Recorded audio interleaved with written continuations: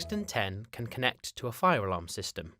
This means that, if the fire alarm goes off, specific doors can be set to open automatically. It also allows for automatic roll call reports to be generated. More information can be found in the roll call video. It is very important to remember that all fire doors must have fail-safe mechanisms for opening in an emergency. This may be a magnetic lock with a local break glass to physically disconnect the power, or an electric lock with a mechanical means of exit, such as a push bar. Here we have a Paxton10 door controller, a reader, and an alarm connector.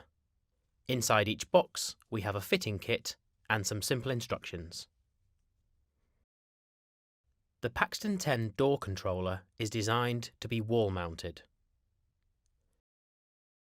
The Paxton10 alarm connector is designed to be mounted within the fire alarm control panel housing.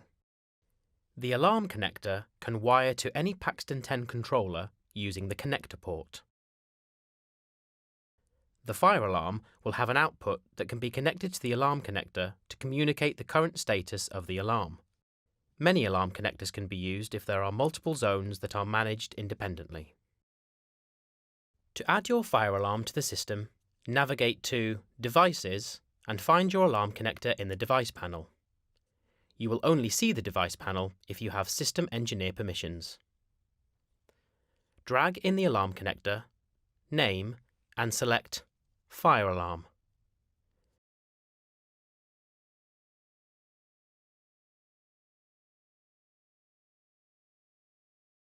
Click on the new fire alarm and select the Configuration tab. From here, you can set the alarm input type.